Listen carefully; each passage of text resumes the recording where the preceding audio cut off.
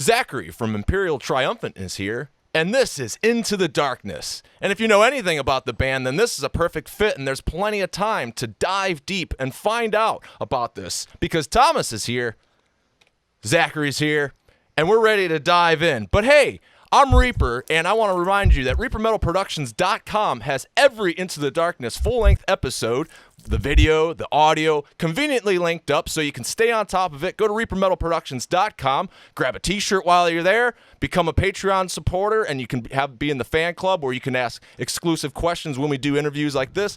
Plenty more there, so read up all about it. ReaperMetalProductions.com. Check it out if you haven't already. So let's dive in here, Thomas.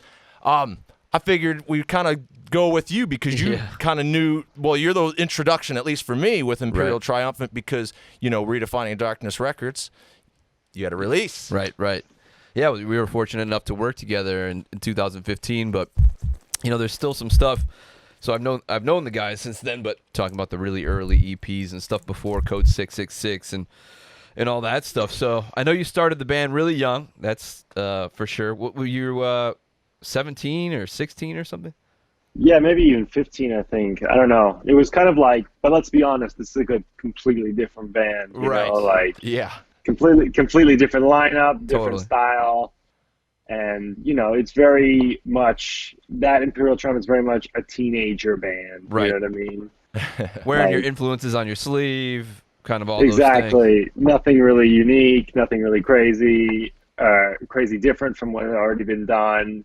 Very angsty, kind of trying to be edgy with our, you know, anti-Christian lyrics and stuff like this. Christian Holocaust, I think, one of those tracks. Yeah, like bullshit like this. Yeah. And you were pretty Immortal influenced, if I remember correctly. Yeah, man. Immortal's like one of my favorite bands. So like, I was just basically writing, you know, Battles in the North riffs, wall to wall. Going through the discography, admittedly, I'm like a late bloomer. I was getting more so into it from this interview coming up, so I was going through and, you know, I had the experience nice and fresh that, yeah, from the beginning it was like one sound that I was going to kind of even phrase it that way if it was more youthful, because there were things like Christian genocide or Holocaust that are in there that, you know, that are more of an attack, where then I guess if it became more mature, you matured in a very interesting way, because like going from that to then where you are now, where it's like, you know, there's a lot of the black metal aspects to it. The aesthetic. Yeah, but then there's like a different approach where it's like, I guess when you get into a lot of the New York vibe that you're, you know, doing now, it adds like maybe the black metal essence anyway, adds like, I guess a creepier edge to it.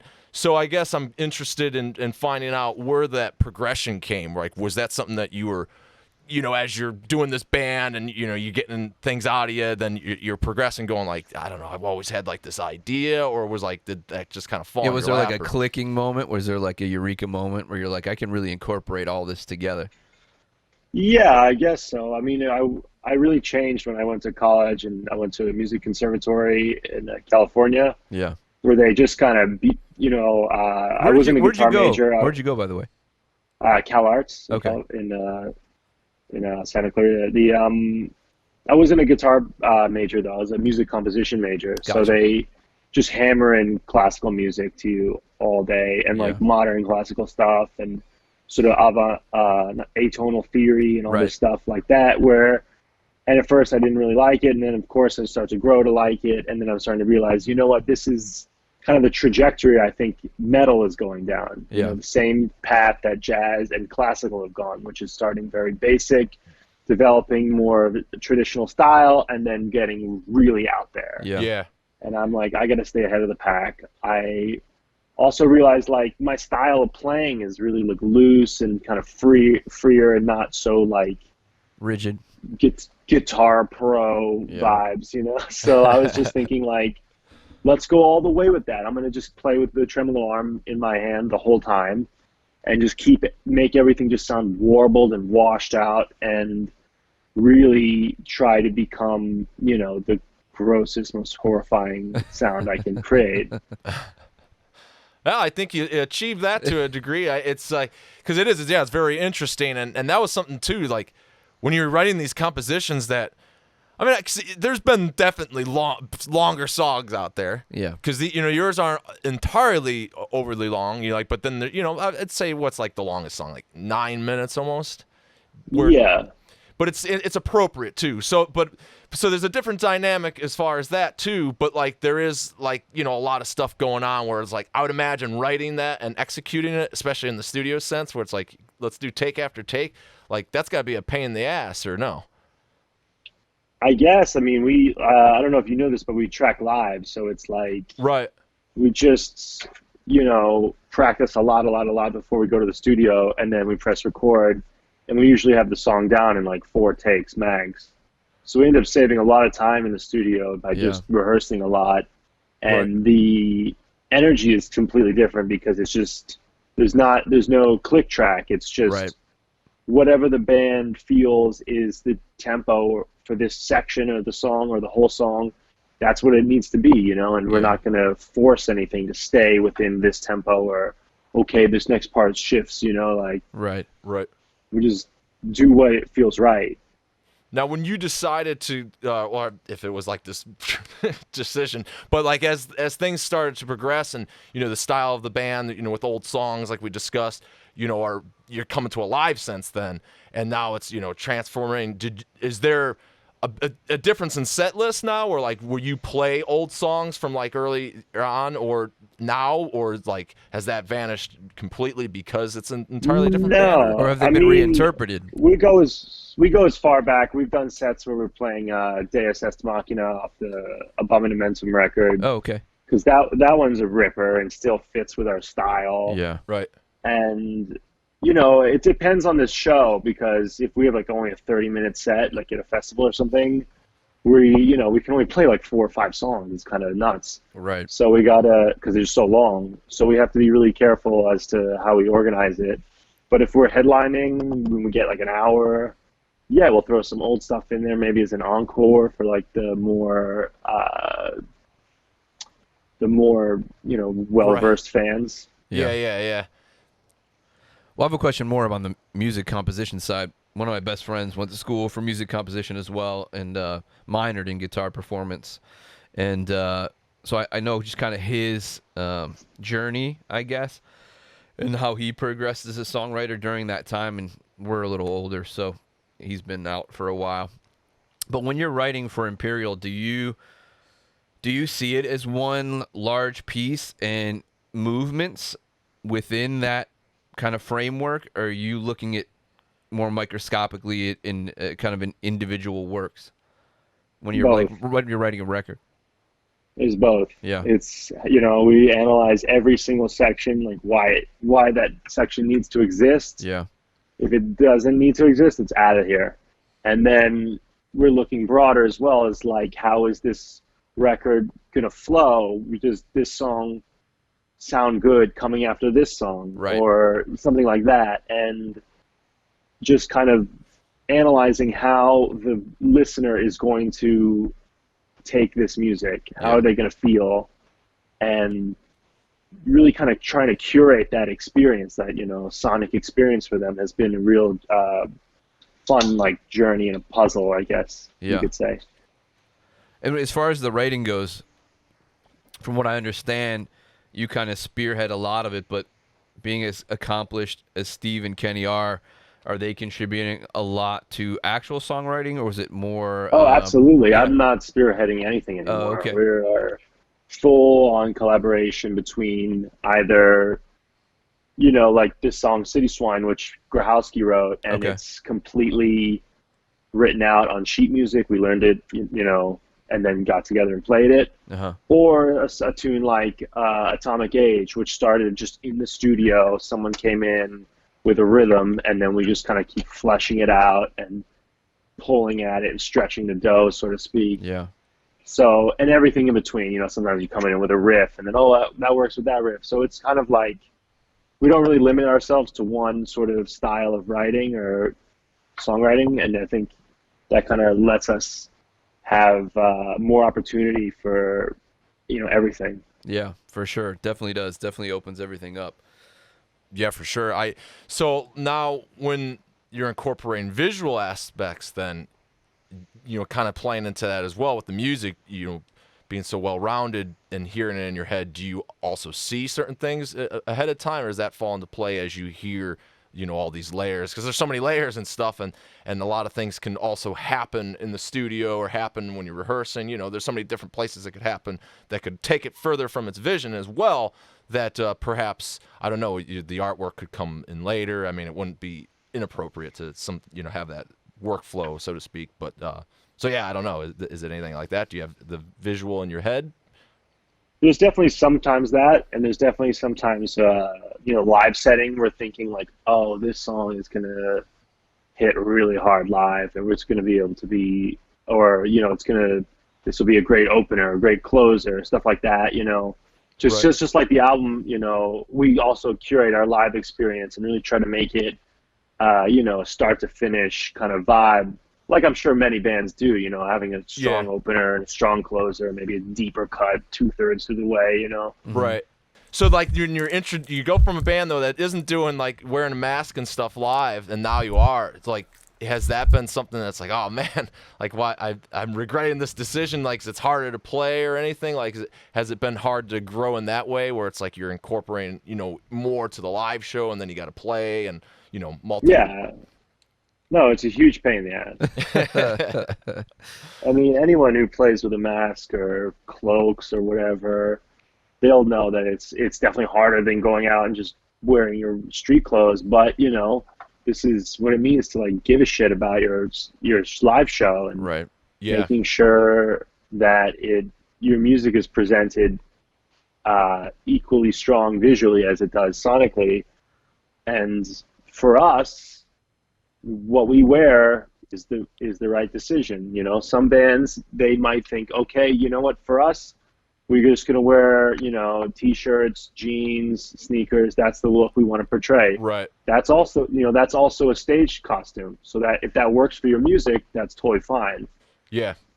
Yeah, I think definitely this has a lot where visually, if it were the guys in jeans, like Alphaville would definitely not come off the same way. And so when now it kind of could be one of those styles though that work very well with anonymity. Has there been any pressure from anybody, or even just thought between yourselves when you're thinking of the stage show and how it's presented, to even the record, how it looks like that, like, hey, maybe we should try the anonymous route, or did that not matter too much? I mean, I don't think you can really be anonymous in 2020. Yeah. So there's no point in trying. And even if you are like a band like Ghost, who are somewhat anonymous, not everyone knows who's in the band, right, and they're huge, I'm pretty sure that this guy is still not getting stopped in the street and having like paparazzi hanging outside of his cafe or whatever. Like, to be at the top of the metal food chain, I think you still retain a lot of anonymity in the public eye. So whatever, you might as well just give your real name at this point. Did you have any problem though, like with further things? Because there was like stuff on YouTube where it's like, taking in the studio and all that, where like, was there just ever a thought of like, oh man, I don't want to reveal too much of like visual, because you want people to still retain like some sort of like visual of their own, because music doesn't give you one unless you provide it, where then you kind of could be the guys in jeans when you're making the record, because I mean, unless you show up for outfit because it's video day and you want to look like that in the studio, I mean, like, did that ever come into play with that? Are you're talking about the metal injection? Yeah. Or well, any maybe really. Maybe I wish I didn't wear the turtleneck, but like whatever, it's all right. I mean, yeah, it doesn't matter. I think if you want to make it to the top of the food chain, you're gonna have to show your face eventually. Yeah. And we're still, we only wear the masks and the cloaks when it's time to present the music, whether it's on a stage or in a promo shoot or a video shoot. Like, that's when the music needs the visual. Otherwise, I'm happy to do this interview as I am now. I think it kind of, personally, I feel like it's a little cheesy if I had my mask on in broad daylight and I'm speaking to you in my normal speaking voice. I think that's a little weirder for me. Yeah. When I think that honesty helps like endear you to your fans and connect you further to your fans. But then, like you said, when you get on stage, it's almost ceremonial, and so you being It's a show. Yeah, you being in garb, and that's part of what it is. That's what. I mean, I hate to bring the Catholic Church in, but that's what a priest does when he says a sermon. You know, he gets in his fucking robes and whatever. He goes up, but he's not wearing that shit, you know, in his house or whatever. So yeah, I totally get it, and I think again, I think it actually connects you further to your fans, letting them in behind the mask and just being you guys, and kind of leaving everything open and honest. You know, I think it's a good move for sure. Well, it sucks you in a little bit more too. Having heard that you're, know about music and stuff, it explains a little bit as well. Like it makes you want to hear more because there's more to discover, even if you have heard it. To maybe know that fact of like, oh, okay, well, if he knows that, like maybe that's why there is that, because there's like a section that sounds on Alphaville. There's like a section that sounds like, a 1950s. I don't know if I got my era correct, but like the doo-wop thing. Yeah, well, just like that. Acapella. I don't know what instrument it would be. Like when you would see it in a movie of that time, it sucks you into stuff like that. And so, I think to learn the facts of the individual behind that also, it makes it that much more authentic though too. Like it doesn't need to not have a face. Well, either. I feel like there's a cinematic element, and Zachary can elaborate, but like, this is what I love about Imperial. Besides the people, which I think I've stressed on social media enough. Thank you. Well, yeah, I just like to connect myself with good people in general in life. Unfortunately, then why am I here? Yeah, exactly. That's true. But fortunately, we've been able to connect, over the past 5 years. But so we've had that relationship. But as a fan, separating myself from the personal side, what I can't stand more than anything is, the acting or the being the falsehood of like North American black metal bands trying to have this like Norwegian culture, or like trying to manufacture this vibe or this feel that's really not even who they are or where they're from. That is the most annoying shit to me ever. And when you're young, of course you just do what you do, and your influence is who you are, and maybe that stuff trickles in.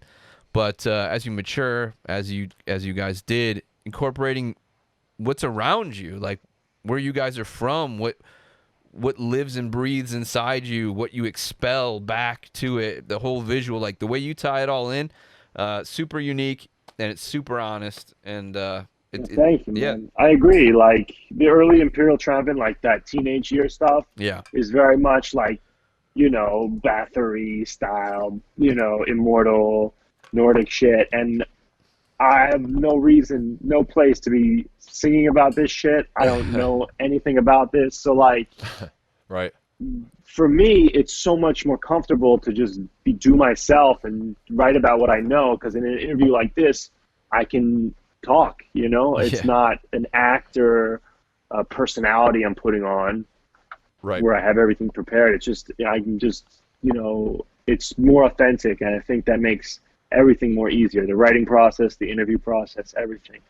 Well, it gives you a unique identity, and I love Art Deco personally, and so when this started becoming more of a thing, when you started making it really part of your visual and have it, last through these last couple records, I was super excited, and even this like Clockwork Orange thing, like all the things that you've been taking. Yeah, it looks sick, dude. It's so sick. Yeah, buy one of these, people. Go to what is it? Night. What's the merch company? Night Shift merch. Yeah, if you're in America, Night Shift merch. If you're in Europe, get Evil Greed. Yeah, they're both selling the design. Yeah, it's sick. So, but I want to interrupt actually, because you mentioned the Art Deco thing, and so. Is that something that you're a fan of and wanted to incorporate, or is that necessary because of the New York aspect, and it's just kind of there's both. So much of it? Yeah, it's both. Yeah, it could be both. I mean, I was always thinking about something to make Imperial Triumphant stand out more than every other band doing what we do, and I stumbled upon Art Deco, especially American Art Deco, as I'm, living in Manhattan, walking around, seeing all these skyscrapers, and I'm piecing it together like, okay, let me look at my old heroes, Immortal. With Battles in the North, they basically made the concept of winter and snow like really metal when it's really just a fucking season. And but they made it cool, and now there's a billion bands, you know, doing kind of stuff like that.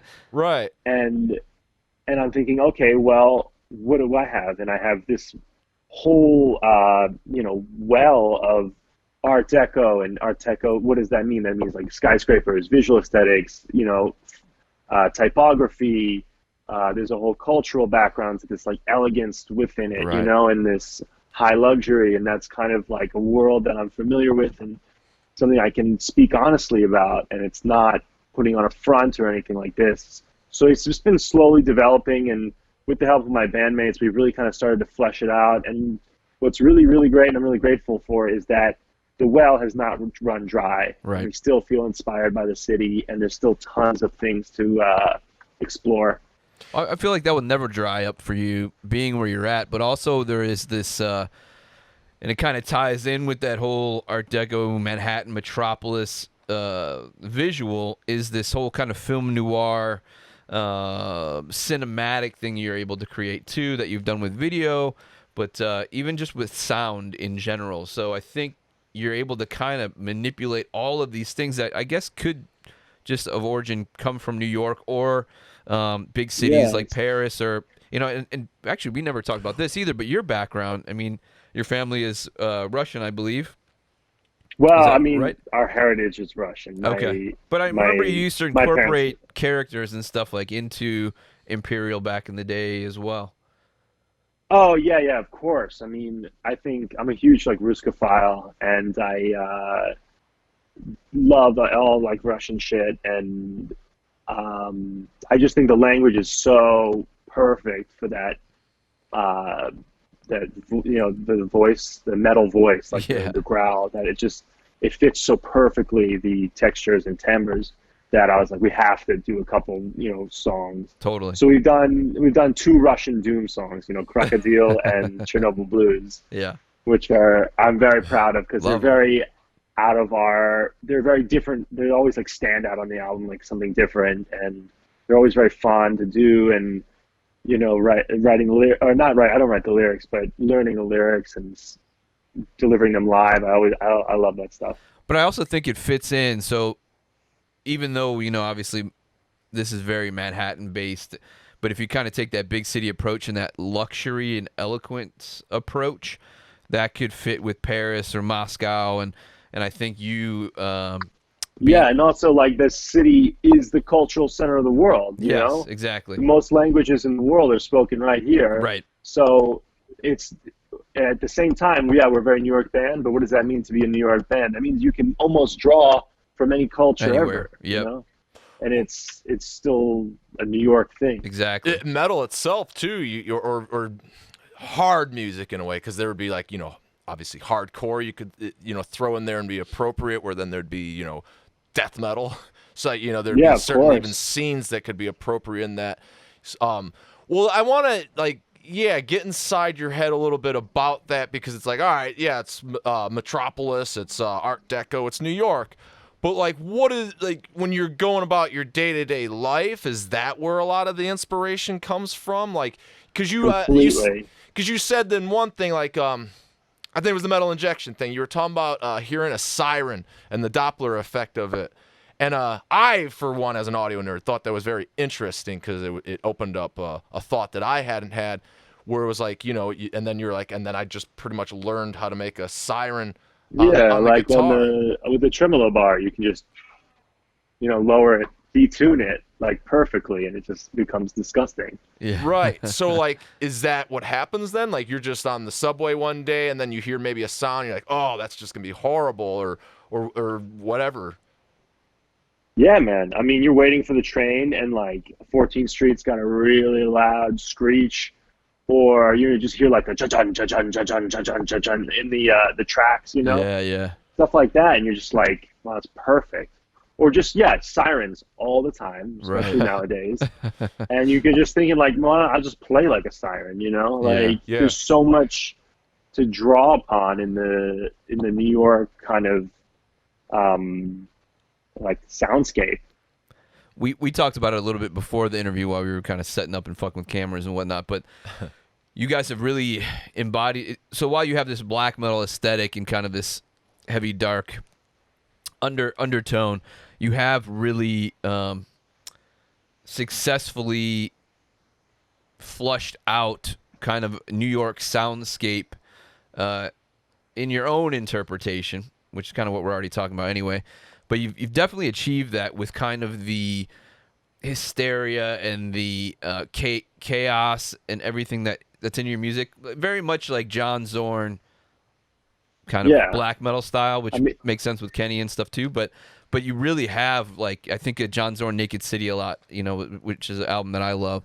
And you've kind of translated your own version of that in kind of a more extreme metal sense, which is really, really cool.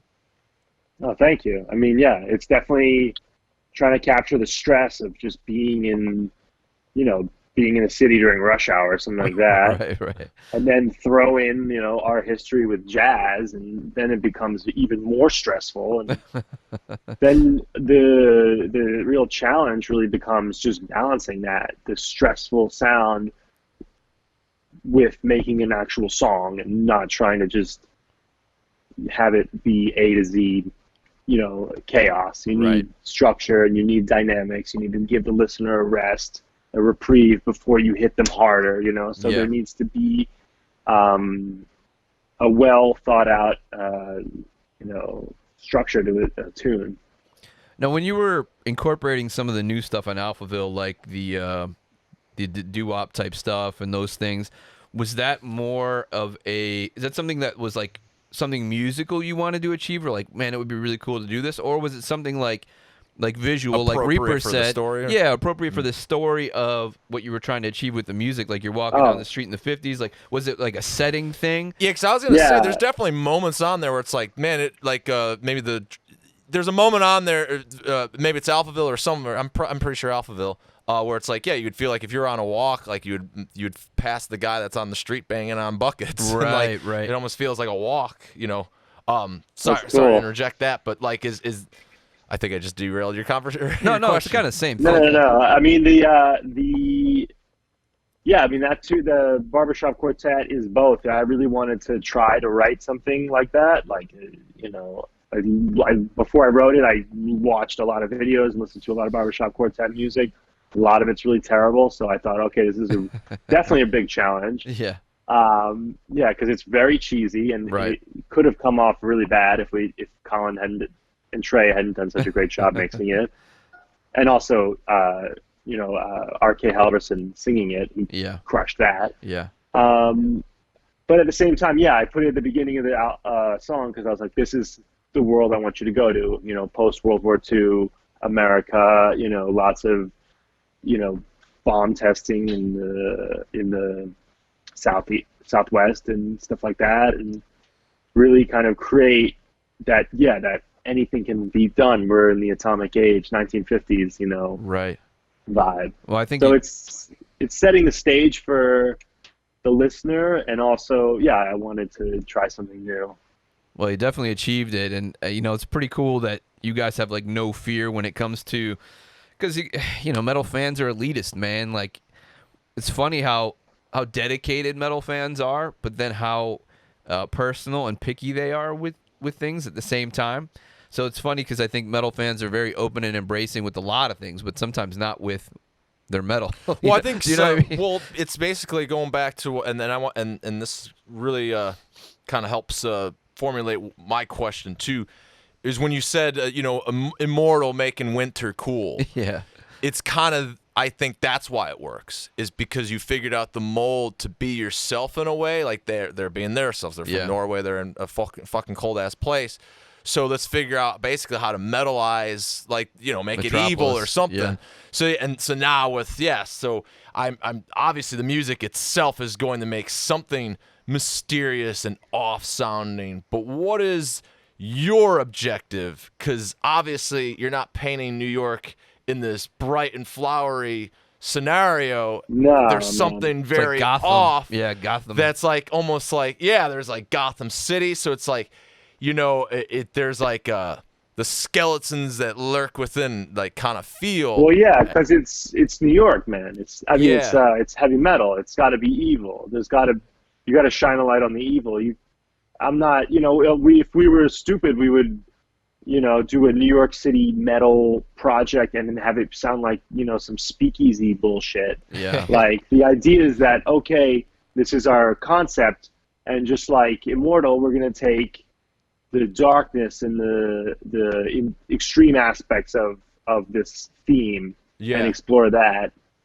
And but the goal is really musically just to create terrifying music, and we use New York as like the sort of a lens. Yeah. Is there anything, like, I guess, more, dare I say, not like current politics, but like, because there's, I guess, a message you want to even convey too that's even relevant to society in a way? Because it's okay. Not really, man. I mean, I'm not a politician. I'm a musician. I don't tell people what to think. I tell them what to hear. So it's just our perspective, our point of view, but at no point are we telling you what you should be believing or anything like that. I guess I don't mean it in that way as I do in, like, why is, like, the winter in the Immortal scenario is, like, their devil, rather than saying Satan's, literally, and then depict them in Dante's Inferno, pitchforks, and stuff like that, where it's, like, New York, I guess, is your devil in a way. Like, so why do you choose to, like, make a... okay. He's the antagonist. Well, I would say, what is it antagonizing to, other than just the people that lurk here? If you think of it like New York is our devil, then that's perfect, because the devil is the temptation, that is always within everything beyond metal music. But it's like that's the thing you're not supposed to right. You're not supposed to talk to him. You're not supposed to believe him. You're not supposed to do anything with him, and that's. But you're kind of at the same time, like, I kind of want to dive into this darkness. And I think that's something that that kind of feeling resides in everyone, whether you live in the city or this, outside. Yeah, because as a New Yorker, I mean, I'm from Cleveland area, so we're a definitely different metropolis of our own. But like, obviously, like New York could be equating it to the devil. It has like the temptations linger in front of your face. Yeah, almost. Absolutely. That's cool. And we're not trying to be elitist in the sense that like you have to live in New York or have to be in New York to understand this. It's like this is music for anyone who knows any sort of like congestion and stress. Yeah. And, like can tap into that. Well, I think I don't think it was you that said it either, but there was something interesting said about the sounds of like how here we're from New York and we're portraying this sound, but like people all over the world can relate to it, and that's probably the similarities of cities. But it made me it was interesting to think like, probably the answer is no, because it's not where you're from. But would you ever consider like trying to dive into the sounds of other cities? That's not. I mean, the thing is, that's not my place to do. Because I'm not from there, you know what I mean? Yeah. But it's interesting because we did an interview with New Noise magazine from Poland, and they were saying, okay, we do 2 covers per issue. You got one, and the other cover is going to be Odraza, which is this Polish black metal band, ripping, super cool. Check them out. Okay. And they have a similar kind of trajectory where they have this very metropolitan, urban decay sound, but they sound nothing like us because they're from Poland. So it's kind of like that's the Polish city version of Imperial, and I think there's nothing wrong with taking inspiration from the city you come from, as long as it's the city that you come from, because you're the one that's going to understand it best. Right. Yeah. Have you ever, though, been somewhere, even though not being from there, where you can like identify some characteristics because you have such totally. Yeah, what would you say something that like, I don't know, is there a standout city that's like say you're in Paris or something where people would describe that as romantic? Like, are you there and feel that romanticism, or where you're in, I don't know, LA, then you can feel something else? Sleaze. Like, or is that okay? Like, I guess, are these the words that what words have you been somewhere that you would use to describe different cities with? I mean, there's definitely darkness in every city. That's obvious. Yeah. I've definitely don't feel too. I don't really feel that much darkness when I'm in Paris, but when I'm in Los Angeles or Moscow City or London, stuff like that, like those places, I think if I spend a significant amount of time, may start to influence me or give me some cool ideas, and that's just my personal take. But I'm sure there's plenty of sick shit in Paris. Well, yeah, I mean, you got the whole underground.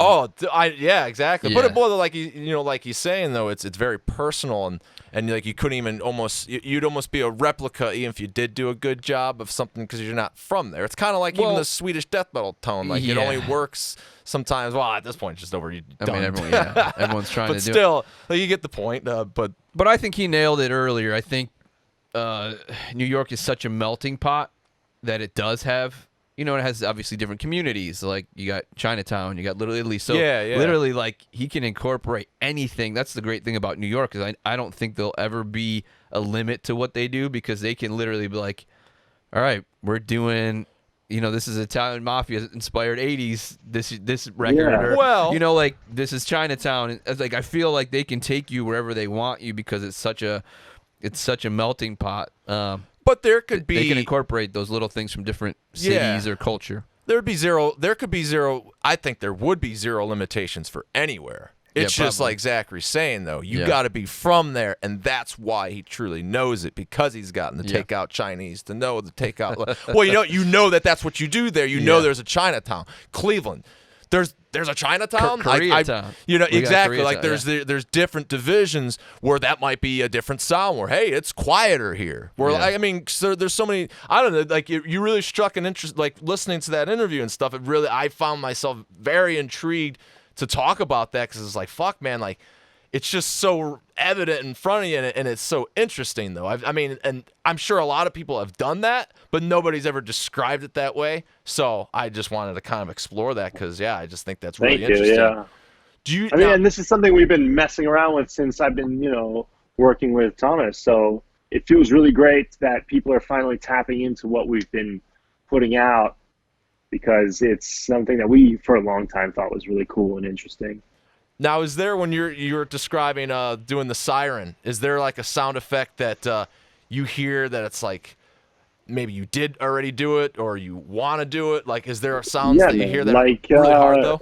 Like in Atomic Age, there's the that, you've heard this in every single black metal song, which is that air raid siren. Yeah. And I was like, I kind of don't want to beat that horse, that already dead horse. So I was like, I'll just play this siren, Nice. I'll just play it on my guitar, and it'll breathe kind of new life into this, over-exercised trope. Yeah. Right. Now, have there been sounds, though, that's like, shit, man, I can't figure out how to do that for the life of me? I mean, not yet, but I'll let you know. No, I don't know. I've never thought about like doing that, where it's like if you hear a sound and you wanted to do that, like try to figure out how you could play it. It's just a matter of just opening your ears and listening to your environment. You could do it, anywhere. Well, yeah, it's funny. My not to cut you off, Zach, but my friend that I was. Yeah, we lost. Sorry, man. How's that? Sorry. There you go. Man. No, it's all right, and it's a perfect. Losing batteries. Sorry. And it's actually a fine. Like I could splice that. Go ahead, Tommy. Okay. I just want to comment on that aspect that you guys were just talking about, because the friend that I had mentioned that went to music school for composition, we would like maybe be sitting in a room or walking somewhere, and sometimes you'll have like electricity will give off, like maybe a light might hum, and he would like guess the pitch or whatever, and so like he was always challenging himself in those ways, trying to see if he was accurate and try to keep it in his head, so next time he had a guitar or something, like he would see if he was close or whatever, or record it and then guess it and then go back.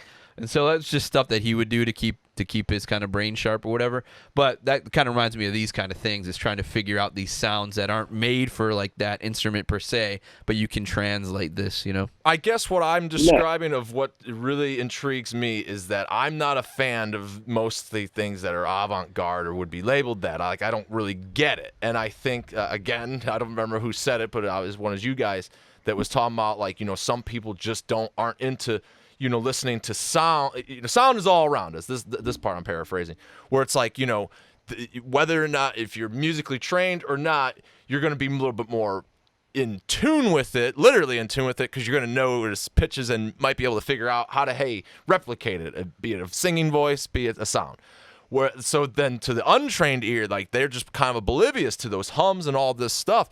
But in reality, this stuff is all around us. And so with the line that in paraphrasing... And they all have pitches, too. Every Right. sound you hear, air conditioner, car start, it's all added, you know, quantifiable pitch. Right. Right. And it's not all friendly and good, but it's here, you know, an air conditioning, it doesn't sound evil. It doesn't sound threatening. It's just annoying. So maybe annoying would be awesome, though, to be something evil when it needs to be. So it when there was just said like that, I don't know. I thought that was really neat because you can definitely replicate sounds with another instrument, because it made me at least realize that, or not that I didn't realize that you couldn't replicate sounds with an instrument, but it made me just think of that correlation with it. People don't think about this everyday shit Exactly. because it's so mundane. But when you maybe are a musician or are in tune with those things, you look for things in the mundane. You know what I mean? Or you notice them maybe a little bit more. But it's cool because, like Zachary said, like, yeah, maybe an air conditioner has a certain pitch to it, or, you know, whatever you might be hearing around you. But again, there's no limitation to those things because that's just the sound they make. So it may be atonal, there may be quarter tones that are really fucking pulling hairs there that, like, you want to try to replicate in your music, where most people wouldn't. What? And I guess I have a question that comes out of that then, because it's like, you know, I basically described, unrealizing, but realizing that we live in a world that is, obviously, these are our elements. This is sound, and if you're really a nerd, then you know what sound can become if you're controlling it. You know, if you're blocking it in a studio, it turns into heat. You know, if you're really at a bassy performance outside, you can feel it pounding in your chest. Like, at some point, sound could knock you on your ass. It does become physical. Right. That when you're talking about New York City creepy sound and music around it, and then embodying literally the sounds of it with the music, and then, you know, create this terrifying music, as you put it, then it's just like, in a way, like, that's highlighting that reality. And so to talk about New York as your devil or the winter as this, that's kind of how it surrounds you, and it really highlights that fact. And I just, hearing all that really made me realize that, and I just found that extremely interesting to look at it that way. So, but would you agree with any of that? And have you ever thought about it that way? Like, because then I guess I'm even tying into, like, ghosts kind of crap, where, like, people, like, believe in ghosts and say, I felt a presence. Like, I guess what I'm saying is maybe those people aren't as in tune with music to realize maybe sounds around them is what makes them think there's some sort of apparition or whatever, or maybe there is. But, you know, I think it lives in a different world that you can be in touch with. I mean, either way, if you're getting terrified by the sound, then that's job well done. Yeah. You know what I mean? Whether you believe in ghosts or ghouls or you don't, the sound that we're looking for is terror and stress. And to achieve that properly, it's important to understand how it works and how to give and take. Now, this may be a little silly, but would the ultimate goal be, like, if you can achieve with through sound, like, a physical reaction out of someone, which I know has probably been done in testing, but I always think about that. You guys know that South Park episode, the brown note? No. And, like, when they hit the brown note, like, everyone shits their pants. Like, it's like a physical reaction to a literal sound, you know? It's fucking hilarious. But anyway, would that maybe be the ultimate goal, is if, like, you can actually get a physical reaction that you're looking to get through sound? Would that be I mean, I think it would be We pretty amazing. already hit that goal, man. Yeah. People already tell us like, oh, I just listened to your album and I have chills. I threw up. So I'm feel so scared, or I feel so anxious, or I feel so elated. People tell us that they've been crying when they hear our music. It's like, tears of joy, tears of frightenness or whatever. Like, I think music is the most powerful thing when it comes to art eliciting a physical reaction. Yeah. More than any other form, I think music is the most kind of visceral and primitive, almost like it, because you can't really even quantify it or explain why. Yeah, why is this making me feel this way? Yeah. Yeah. And it's different for everybody. And it's different for everyone, but it's something that has a tremendous hold on the human race. Yeah. Well, have you scared yourself or it provoked any feelings that were surprising to you within kind of exploring, creating, and all that stuff? Yeah, man. In the studio, and you're mixing, and you're just like laughing because you're just like, "Fuck, that's insane!" Like I wasn't even expecting this sound, and you're just like, "Oh my gosh, yeah, let's keep that." Like, let's do that. Yeah. Well, talking more about like you creating and your sound and whatnot, Imperial has always been very open to guest musicians and actually really like welcoming, like wanting to bring in people.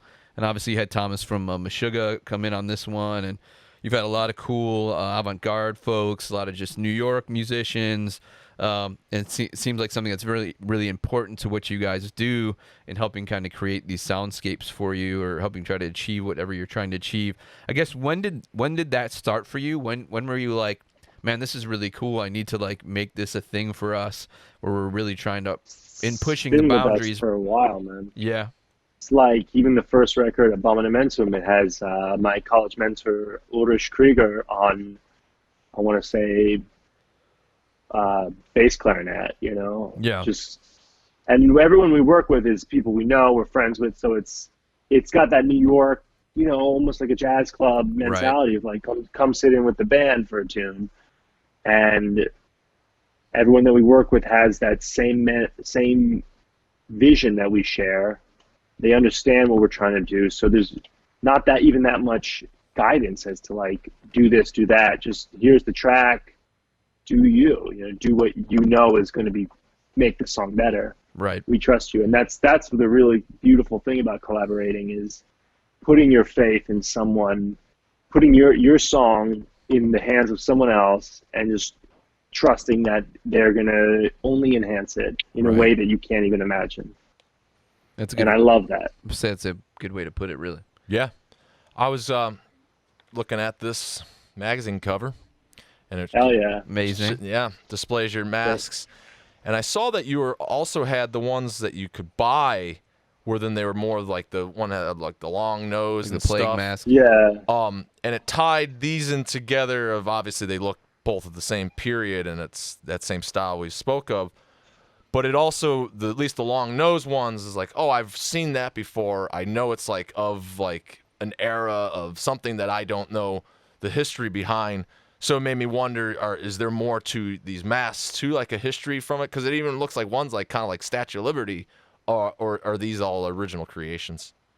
Inspired? I mean, they're all our masks are all unique to us and our kind of personality, and I think they definitely do draw upon New York City vibes, and New York City infrastructure and sculptures. So I wouldn't say that, no, it's not.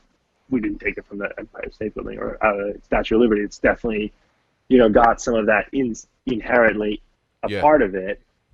And I think that the masks aren't even done. We're going to keep just building on our stage production and really try to just. It's such a joy to create and build beyond just the music, but the visual aspects. It's really fun to just see, okay, where can we go next? What can we do? Like, let's keep exploring. So that's definitely been an incredibly creative outlet. And then the guest masks are handmade in Venice, Italy. Oh, nice. And they're sort of more simpler than ours, and they kind of got more of a masquerade vibe. Yeah. But the concept is that I want our fans to buy them. I want them to decorate them themselves, you know, like Right. whatever they feel is I wanted them to put their personal touch on it, and then I want them to wear it to the show. Yeah. So that when you go to an Imperial Triumphant show, you feel like you're part of the ritual, you're part of the experience. It's not just you watching us looking awesome. We're all in this together, sharing this energy and passing the darkness back and forth. That's amazing. Yeah. What heck? It makes me think of like, well, how the hell would you approach a live album if you did anything? Like, because it sounds like you would have a lot of thought into that. Like, you know, even maybe if you played, well, obviously you'd play songs that people knew. Like, you'd pretty much like do different versions of them almost, because it sounds like, you know, engulf an experience, or at least that would be your, you know, you would be trying to achieve that from at least that description. Like, have you ever thought about that though? If you were to do a live album, would you be like kind of thinking about things like that? Like, let's make this one mandatory masks or something, like to where it really engulfs that whole bigger picture of audience interaction, essentially. I mean, I don't think I would be that obtuse about it, but like, I think that we definitely do think about how we can make the show a more interactive experience. At the same time, there's lots of interesting kind of things we have to deal with. Like, we don't speak during the show because, again, like I said, me talking with my voice with the mask on doesn't look that cool. Yeah. So what we have is this disembodied female voice come on the PA and do all of our stage banter for us, and it's very kind of eyes wide shut vibes. Right. And I think that has been like a great way for us to still interact with the crowd, and yet we're still keeping this air of mystery. And there's plenty of other things that we do that I don't want to spoil for people who haven't seen us live, but there's tons of live stuff that we bring to the show to really create a more wild journey for the viewer. And we have more things coming, hopefully, once we can get back on the road. Yeah, so you just said Eyes Wide Shut, and then you got obviously Clockwork Orange reference there. Kubrick, and then yep. I was even thinking of that. I was going to say, like, if I had to describe at least Alphaville, Vile Luxury, you know, as it really kind of stay slightly of the same sound, that it's almost like an audio Kubrick film. Yeah, right. There's like that feeling to it. Obviously, am I safe to say that Stanley Kubrick is... you have an affinity towards his work? You're very safe to say that. He has nothing with New York, but it almost seems like he's from New York. Was he? I thought he was like, okay, I don't know. I guess I never thought where Stanley Kubrick was from. Okay, well then, shit. I was just gonna say, like, I didn't think that Stanley Kubrick had anything to do with New York. That it was like, wow, to throw that theme and Stanley Kubrick really works. But I guess that's why. Well, yeah, don't quote me on that. I'm fairly certain he's from Brooklyn. Okay, I can look it up. There is a chance I could be wrong. My Steve Blanco is the real Stanley Kubrick expert. Yeah, but I'm pretty sure he's from Brooklyn, and Eyes Wide Shut takes place in New York, Right. Supposed to take place in New York. Yeah. And the I don't know. I think regardless of where he's from, I just love his style, everything. His choice of music is also, how we think about writing. If you look at like 2001: Space Odyssey, there's a lot of avant-garde classical in there. Yep. And that's definitely something we pay attention to. Is like, oh, what's the journey going to be like for the listener? Yeah. Yeah. If you look at the journey that you see with that film. And you were right. I just looked it up. Stanley Kubrick was from New York, so there you go. Perfect. Perfect tie-in. Yeah. Well, yeah. Also, hopefully, but I trailed off after looking up Stanley Kubrick. So. Well, I got something with Kubrick. So I have an affinity to his films too. Maybe, and that's part of the reason that I tie so strongly to the band is, my love for that Art Deco and that typography and that look, and then the whole Stanley Kubrick vibe like really resonate with me personally. I always tell people how much I love Eyes Wide Shut as a film, not Not to mention, obviously, his other classics, but Eyes Wide Shut's one of my favorites. And when I was in Abigail Williams, we actually used to come out to that, can't remember the name of the piece, but that eerie piece with the single piano thing. And the Funeral March for Queen Mary. Yeah. So Yeah, we used to come out to that's a that. Purcell piece. That's fucking rips. That's right. So even back then, this was 13 years ago now, 14 years ago, whatever it was. But we used to try to incorporate that kind of vibe and, kind of set the stage for us coming out. And your music very much feels like a Kubrick film. It's got that uncomfortable uneasiness, and you're not exactly sure why, but it's just how you are interpreting the sound and the visual. It doesn't have the jump scare, though.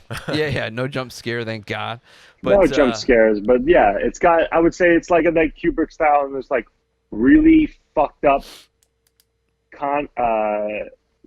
content executed really well. Right, exactly. In a really artistic way, you know what I mean? Exactly. Yeah, it's like, Barry Lyndon, I guess that's the least fucked up one, but that one's so gorgeous looking. Like everything so stunning, and I think everything that he does, he's paying attention to everything. Every detail. Exactly. Yeah. And that's the one thing I think we really share in common. And I would never say that we were even close to as genius as he is, but I would say in common was that we both really give a shit. Yeah. When it comes to everything. So now we've described a lot of basically a specific time period, really Art Deco, I guess, originating like the 20s, 30s, mostly for at least United States, and then I guess kind of came up and down and then was really a thing again, more like in the 60s or whatever. Obviously, it helped paint, New York. Stanley Kubrick is a time period of his own. So we probably at least stretched at least 50 years. So it makes me wonder, will there be potentially different time periods to cite and to sound of? Yeah, definitely. We're not too worried about the next record, man. We are, like I said, the well is not run dry. We're not going to... We've already been writing new stuff. It's not going to be the Alphaville 2. It's going to be another thing, just like, what Alphaville was to Vile Luxury. We're always going to push ourselves and strive to just create the highest quality product for our fans we can. Sweet. That's it. I mean, that's a great summation. Anything? Yeah, absolutely. I don't know whether to beat a dead horse and keep going unless you had something you wanted to. Not really. Other than I'd love to tease something maybe that, me and Zachary are looking into to kind of carry on our little collaboration, but maybe just leave it at that. But, hoping to work together again. Definitely. And put out something love a little working interesting. with this guy. Well, I do want to say one more thing. Speaking of that. They took a chance on Redefining Darkness when Redefining Darkness was literally in infancy. So as much as they may say I may have helped them, which I don't feel like is the case so much as they helped me. So I owe a lot to the band, and I'd love to see. I think even back then we talked about, Zachary was always obviously very driven, and we talked about, hey, I want to be on the cover of these magazines. I want to do this, and I see us doing these. So you were already visualizing all these things and talking to me about them back then.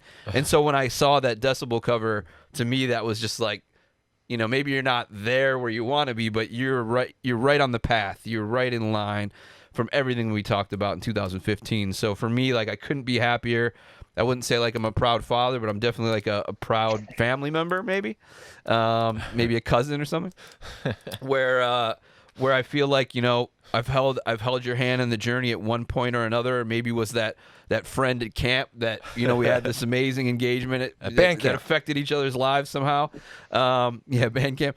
But, for me, it's just been, so amazing to watch you guys grow and just keep doing what you're doing and have no compromise and people gravitate and support it more and more, which, you couldn't ask for anything else. So. No, I couldn't, man. Thanks for all the support, man. We couldn't get there without you and all the fans, supporting the record and keeping us going. It's a luxury to make art, but it's it's a great, tremendous feeling when it's appreciated, you know? Right. Totally. Exactly. Well, I feel fortunate to be a part of that history. So, and hopefully, again, you know, little things in the future when they're available or we're able. But I'll always be that supporter, regardless. Excellent, man. Yes. And I will continue to get to know more of it because like I said, I'm still getting to know it more so because of this interview. I've gotten to become the fanboy that I am becoming. So, and if you're like me, then great. You need to do that as well. And you can easily do it because I linked it up in the description of this video. I spent the 15 minutes to make it all luxurious. So it was a vile luxury for you. So you better utilize it because I already spent the time doing it. Links in the description to check out Imperial Triumphant, to go to ReaperMetalProductions.com, to go to Redefining Darkness, everything that's mentioned on this show. And then you got to do all that other crap that I got to remind you of. YouTube. That'll be a decade to do. The sounds of the YouTube era. It'd be like, did you hear all that stupid shit, that weird program symbol? Some weird shit going on with that. Yeah. Well, anyway, so like, subscribe, and comment. And if you do all that, we'll have everything we need to talk to you next time.